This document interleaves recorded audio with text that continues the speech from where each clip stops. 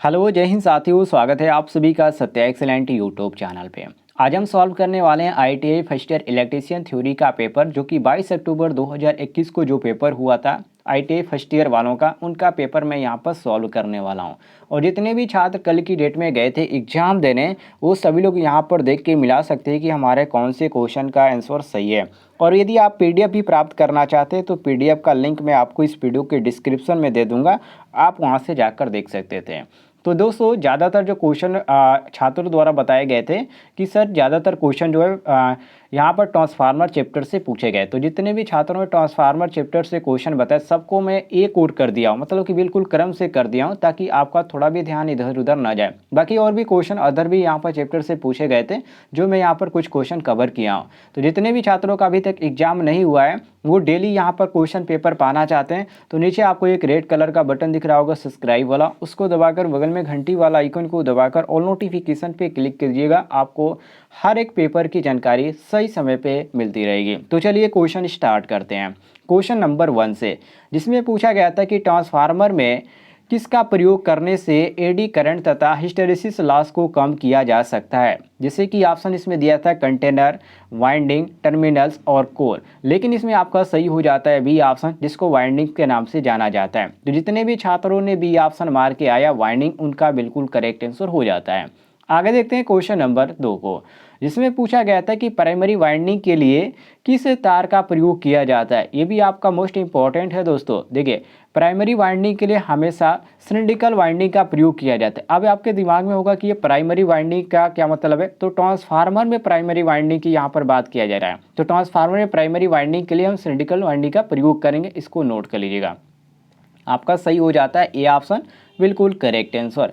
अगले क्वेश्चन पे हम आते हैं क्वेश्चन नंबर 3 पे, जिसमें पूछा गया था कि किस वाइंडिंग के प्रत्येक कॉइल में इंसुलेशन होता है। ऐसी कौन सी वाइंडिंग है ट्रांसफार्मर में, ठीक है, जिसमें प्रत्येक जो कॉइल होता है उसमें इंसुलेशन किया जाता है। ठीक है, तो उसमें जो प्रयोग किया जाता है वो आपका होता है सेकेंडरी वाइंडिंग में। ठीक है, सेकेंडरी वाइंडिंग में प्रत्येक जो कॉइल होता है उसमें क्या किया जाता है, इंसुलेशन किया जाता है। तो ये आपका सही हो जाता है बी ऑप्शन, बिल्कुल करेक्ट आंसर। ये क्वेश्चन काफ़ी हार्ड था, कुछ छात्रों ने अलग अलग ही मारा है, लेकिन यहाँ पर सही हो जाता है आपका बिल्कुल correct answer, option number B secondary type.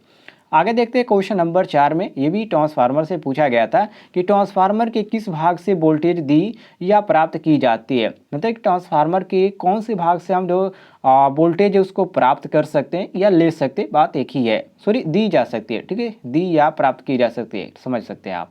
तो ये आपका सही हो जाता है कोर टाइप। ठीक है, कोर टाइप से हम क्या कर सकते हैं, प्राप्त कर सकते हैं या दी जा सकती है। तो ये आपका सही हो जाता है ए ऑप्शन, करेक्ट आंसर। बाकी आपको कन्फ्यूजन करने के लिए वाइंडिंग भी दिया था, टैंक भी दिया था, टर्मिनल भी दिया था, जो कि आपका सही हो जाता है ए ऑप्शन, करेक्ट आंसर।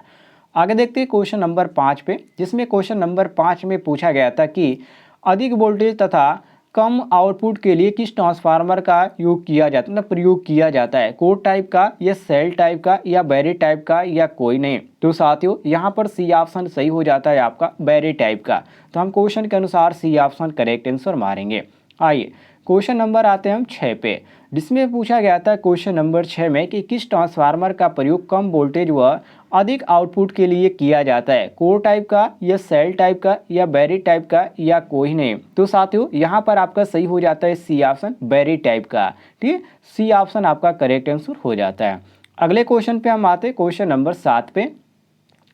इसमें पूछा गया था क्वेश्चन नंबर 7 में कि वह ट्रांसफार्मर जो एसी वोल्टेज को बढ़ा देता है वो किस नाम से जाना जाता है। तो साथियों, उसी को हम बोलते हैं, क्या बोला जाता है, उसको हम बोलते हैं कोर टाइप। क्या बोला जाता है, कोर टाइप बोला जाता है। ऊपर जो आपका क्वेश्चन था उसी को घुमाकर यहाँ पर पूछा गया है। तो ये कोर टाइप जो आपका ट्रांसफार्मर होता है वो क्या करता है, वो एसी वोल्टेज को बढ़ा देता है।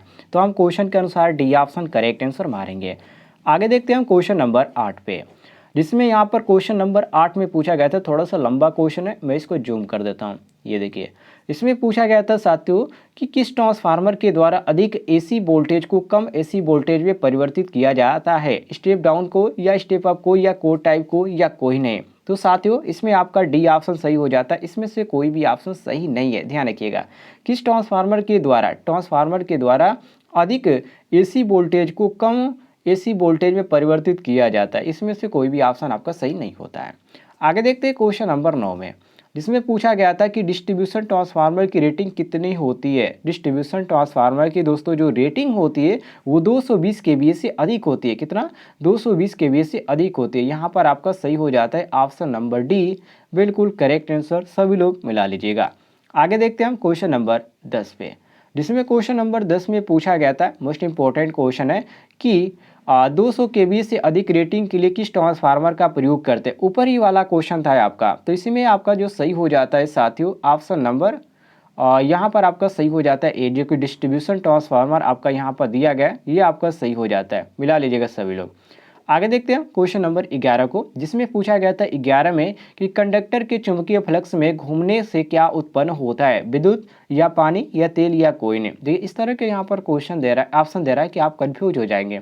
अब कंडक्टर के चुंबकीय फ्लक्स में घूमने से पानी तो होगा नहीं, नहीं तेल होगा, तो सभी को मालूम है क्या होगा, विद्युत होगा। तो ये आपका ए ऑप्शन सही हो जाता है। ये काफ़ी ईजी था, बहुत सारे लोग इसको ए ऑप्शन ही मारे होंगे। अगले क्वेश्चन पे हम आते हैं, क्वेश्चन नंबर 12 पे, जिसमें पूछा गया था साथियों कि डीसी जनरेटरों में कंडक्टरों में उत्पन्न एसी को एकत्रित करने के लिए किसका प्रयोग किया जाता है। एक एसी को एकत्रित करने के लिए हम प्रयोग करते हैं स्लिप रिंग का। किसका? स्लिप रिंग का प्रयोग करते हैं। तो ये आपका सही हो जाता है बी ऑप्शन, बिल्कुल करेक्ट आंसर। सभी लोग मिला लीजिएगा। और जिनका एग्जाम नहीं हुआ है ध्यान दीजिएगा, जिनका एग्जाम नहीं हुआ है हर एक क्वेश्चन को ध्यान से देखिएगा और समझिएगा, क्योंकि जो अभी एग्जाम हो रहा है, सीबीटी एग्जाम हो रहा है, यदि ऑफलाइन एग्जाम होता तो आप क्या करते, पेपर भी, पुराना पेपर भी देख सकते, लेकिन ये जो आपका हो रहा है सीबीटी एग्जाम हो रहा है, तो ये काफ़ी बहुत ही बच्चे कन्फ्यूजन में है कि किस तरह के क्वेश्चन पूछे जा रहे हैं। इसीलिए भी जो आईटीआई के छात्र जा रहे हैं एग्जाम देने, उनसे पूछा जा रहा है कि बताओ, और कॉलेज पे जितने भी छात्रों का एग्जाम नहीं हुआ है उनको प्रैक्टिस भी कराया जा रहा है, ताकि वो अच्छे से तैयारी करके एग्जाम देने जाएं। उम्मीद है आपको भी जानकारी पसंद आती होगी। पसंद आती हो तो वीडियो पर लाइक कीजिएगा और चैनल पर नए होंगे तो सब्सक्राइब कर लीजिएगा। आगे देखते हैं हम अगले क्वेश्चन पे, क्वेश्चन नंबर 13 में, जिसमें पूछा गया था क्वेश्चन नंबर 13 में कि डीसी जनरेटर तथा आर्मेचर में उत्पन्न ईएमएफ, जो आपका ईएमएफ होता है, यहाँ पर मैं लिख देता हूँ, जो ईएमएफ होता है इसको इलेक्ट्रोमोटिव फोर्स बोला जाता है, और इसको बाहरी सर्किट तक पहुँचाने का जो कार्य करता है वो किसके द्वारा होता है, वो कम्यूटेटर के द्वारा होता है। तो जितने भी छात्रों ने 13 का सी ऑप्शन मार के आए उनका सही हो जाता है। क्वेश्चन नंबर 14 को देखते हैं, जिसमें पूछा गया था, यहाँ पर पहले खाली स्थान दे दिए गए और कहा था कि आर्मेचर की सॉफ्ट को एक स्थान पर टिकाकर आसानी से घूमने में सहायता करते हैं। ये जो सहायता करता है साथियों, उसी को बोलता जाता है बैरिंग। ठीक है, जो बैरिंग होता है इसी की सहायता से हम एक स्थान से दूसरे स्थान तक आसानी से ले जाते हैं, कोई भी दिक्कत नहीं होती है। तो ये हमारा डी ऑप्शन सही हो जाता है। आगे देखते हैं क्वेश्चन नंबर 15 पे, जिसमें पूछा गया है क्वेश्चन नंबर 15 में कि मशीन को हवा द्वारा ठंडा करने के लिए क्या प्रयोग किया जाता है। तो सभी को मालूम होगा इसमें कूलिंग फैन का ही प्रयोग किया जाता है। किसी भी मशीन को ठंडा करने के लिए कूलिंग फैन का ही प्रयोग किया, लेकिन यहाँ पर ट्रांसफार्मर की जब बात आती है तो वहाँ पर इसका बिल्कुल प्रयोग नहीं किया जाएगा। तो ये आपका सही हो जाता है बी ऑप्शन, बिल्कुल करेक्ट आंसर। सभी लोग रट लीजिएगा। आगे देखते हैं हम क्वेश्चन नंबर 16 पे, जिसमें पूछा गया था कि थंडरपोल का प्रयोग किसे काम करने के लिए किया जाता है, लैप तथा वेब को, या फैराडे को, या कम्यूटेशंस को, या आर्मेचर को। तो साथियों यहाँ पर आपका जो सही हो जाता है ऑप्शन नंबर जो करेक्ट होता है वो सी हो जाता है, कम्यूटेशन को कम करने के लिए किया जाता है। तो यहाँ पर हम सी करेक्ट मारेंगे।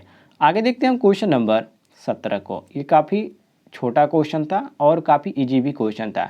इसमें पूछा गया था कि किसको सदैव लोड पर चलाया जा सकता है, मतलब कि जैसे कि यहाँ पर ऑप्शन दिया गया था शंट जनरेटर को बिना लोड पर, या सीरीज जनरेटर को, या कंपाउंड जनरेटर को, या सभी को। लेकिन सभी को तो हम नहीं चला सकते, क्योंकि जो आपका सीरीज होता है ये काफ़ी हैवी और ख़तरनाक होता है। डेमो वाला जो होता है वो छोटा होता है, जो आपके ITI वर्कशॉप में होगा वो छोटा होगा, तो वो आपको चलाया जा सकता है बिना लोड पर, कोई भी दिक्कत नहीं होती है। लेकिन वो भी काफ़ी खतरनाक होता है, यदि आप सावधानी से नहीं करेंगे तो वो भी आपका खतरनाक हो जाता है। तो यहाँ पर हम बी करेक्ट मारेंगे। ये जो आपका सीरीज जनरेटर होता है काफ़ी खतरनाक होता है, बिना लोड से नहीं चलाना चाहिए, नहीं तो खतरे से खाली नहीं है, इतना नोट कर लीजिएगा। आगे देखते हैं क्वेश्चन नंबर 18 पे, जिसमें पूछा गया था कि इंटरपोलो को आर्मेचर को खाली स्थान में जोड़ा जाता है, मतलब कि ये किस में जोड़ा जाता है। यहाँ पर खाली स्थान है, इसमें पूछा जा रहा है कि आर्मेचर को जोड़ा जाता है, या रको, या लैब को, या सीरीज को। तो ध्यान रखिएगा, जो जोड़ा जाता है हमेशा सीरीज क्रम में ही जोड़ा जाता है, इंटरपोलो के आर्मेचर को सीरीज में। तो ये आपका डी ऑप्शन सही हो जाता है। अगले क्वेश्चन को देखते हैं, क्वेश्चन नंबर 19 को, जिसमें यहाँ पर पूछा गया था कि पैरेलल में जनरेटरों को जोड़ते समय क्या एक समान होना चाहिए? कम्यूटेटर, रिएक्शन या आर्मेचर या वोल्टेज? तो दोस्तों जो समान होना चाहिए वो आपका वोल्टेज जो है वो आपका समान होना चाहिए। पैरेलल की बात करें जनरेटर में जोड़ते समय तो ये ध्यान रखिएगा कि जो वोल्टेज है वो समान होना चाहिए। जब भी पैरेलल की बात की जाए तो वोल्टेज को आप इंडिकेट कीजिएगा। तो ये आपका सही हो जाता है, option number D correct answer. Question number 20 पे आते हैं, जिसमें यहाँ पर पूछा गया था क्वेश्चन में कि सेल्फ एक्साइटेड जनरेटर की फील्ड वाइंडिंग को कौन सी सप्लाई दी जाती है? तो इसमें जो सप्लाई दी जाती है दोस्तों रेजिडुअल मैग्नेटिक्स दी जाती है, जो कि ऑप्शन में यहाँ पर सी देखने को मिल जाता है। उम्मीद है आपको जानकारी पसंद आई होगी। पसंद आई तो वीडियो पर लाइक कीजिएगा और पीडीएफ आपको इस वीडियो के डिस्क्रिप्शन में मिल जाएगा। पीडीएफ भी डाउनलोड कर सके आप तैयारी कर सकते, कोई भी दिक्कत नहीं है। और कोई भी जानकारी चाहिए तो कमेंट में पूछ लीजिएगा, आपको जानकारी मिल जाएगी।